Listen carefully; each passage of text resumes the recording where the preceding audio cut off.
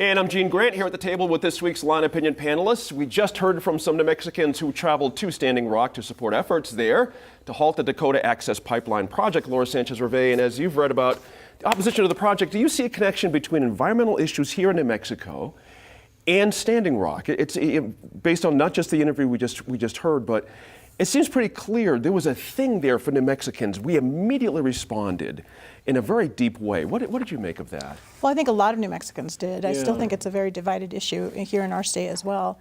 But we've had many similar movements here as well to try to prevent certain development from expanding in native lands in areas that were sacred and in areas where there was a shortage of resources. And Desert Rock is a good example of that. That was a big power plant that was being proposed a few years ago in Navajo. And you know, there's been examples of that. The uranium mining issue has been huge here, something that's been protested quite a bit. But I think what we see at Standing Rock is a very effective campaign, frankly, with a lot of different tribal leaders, but also the veterans movement. There's been a huge veteran response. If you're on Facebook, and I have a couple of nephews that are involved, and the response has been amazing from the veteran community to stand up in this situation. And so I think that there are a lot of parallels. So I think that's why it's hitting New Mexicans so strong in their value system. But it is very controversial still. I mean, we have a very strong oil and gas community here in New Mexico. It's part of our state general fund. And so I think it is still very controversial. There's a little nexus there, Tom, between jobs, economic development, protecting the environment. That's a difficulty.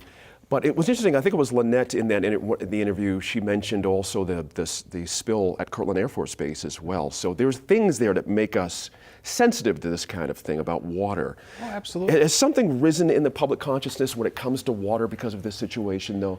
I don't think I've heard things in such a long time where water was so front and center in an argument. And the water discussion it's different. Right. Obviously it's the protection of water and lives in the Dakotas, and the lack of process that this pipeline company had as far as ignoring the claims and allegedly rediverting things. But the discussion on water here is quite fascinating. I was up in Santa Fe when some students put on a pretty significant protest, just a lot of signs, in solidarity with what was happening in Standing Rock. And their whole protection was the protection of water, just plain and simple. It wasn't aligned with any specific talking points. So I think what has happened is we have a new kind of native solidarity that is really kind of has become more prominent now than it has been in the past. And as a result, I think we're seeing more of a consciousness towards the value of water, where in New Mexico, it takes on even a greater meaning here than other parts that have a lot of water. I think the lesson for corporate America is that you need to increase transparency. You need to be able to sit down legitimately and be prepared to have proactive conversations with how you can address this together. On the protesters' side, there has to be a certain amount of reasonableness where everybody has to say, you know what, we're going to work together to find a solution. I think what we have seen by both sides up in the Dakotas is that going to the extremes is not going to create a solution. It's just going to create a lot of protest. Interesting. I was speaking out with the moms during that interview with the young women that were here with Antonia. This was a family event. It wasn't just those young women that went. A lot of the moms had gone, their brothers, their grandma. You see what I mean? There was a commitment here to this issue from New Mexicans I find fascinating. I was most fascinated by the end of it when the beautiful elder woman turned to the young woman leader and the emerging leader and said that how great she felt at passing the torch, and how moving it was that the values that they held were being transmitted and that they were being much more effective and that people were taking notice. It was really beautiful, and you're right. It was a family, the mother, the daughter, the son. One woman was talking about her son was just coming back now. It was really, really beautiful. And I think that we're going to see more and more of that. I think more and more of us are going to start seeing the values that we need to survive. Right. It was fun watching you connecting with those women out there, too. You guys are having a great time. Merritt, Tom had mentioned this earlier. There is a difficulty between getting needs met for the environment, but then also supplying jobs and economic development and everything else. Where do we stand now on situations like this in your view? Well, I think in this country, we have to look at water as every bit as important as oil. So they are, we can't do without either one. Right. So to ruin one at the expense of other makes no sense. It makes no economic sense. Right. It makes no survival sense for us as a nation. What I'm interested to see is how this company reacts to the pipeline they're trying to put in, the Trans-Pecos pipeline in West Texas. Mm-hmm. It goes through private land. There are protests coming. One thing that Standing Rock had is ownership of the land, if you will. The Sioux Nation, where they were able to have that. In the Alpine, this is the Alpine, Texas area, they're going to have to find a private owner who feels strongly about this. And then the reaction of the company, have they learned any lessons?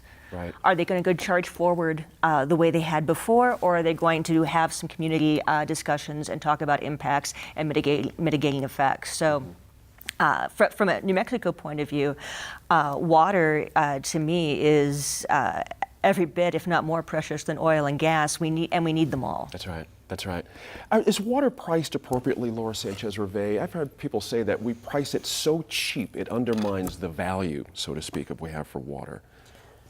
Well, that's a tough one because it's, I mean, it's life. It's I right. mean, it's something that you don't want to price so high that people who are low income and are not able to afford that price don't have access to it because it's something that's vital. Right. But I do think that there's a different, when it comes to making a project work, there's definitely a different amount of money that's, I think, considered when it comes to the pipeline and the oil side of it versus the natural resource availability and the impact of that. Mm-hmm. And I think in some industries, at least in my work, I've seen with renewable energy, they're much better about trying to bring together communities. Here in eastern New Mexico, for example, we have a lot of prairie chicken in the eastern side of New Mexico that their habitat is affected by big wind turbines.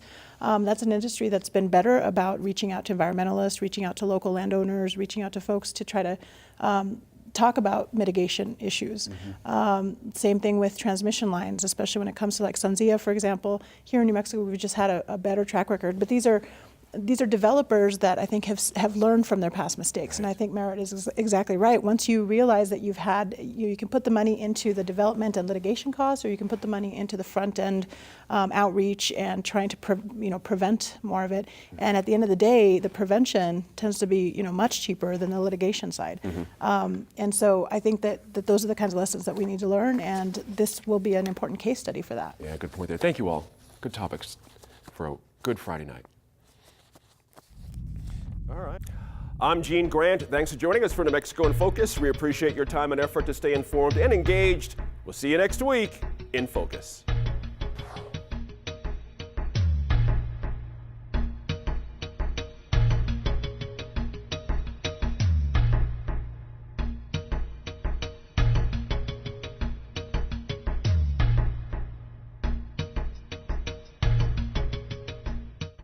Funding for New Mexico in Focus provided by the McCune Charitable Foundation and the Nalita E. Walker Fund for KNME-TV, the KNME-TV Endowment Fund, and viewers like you.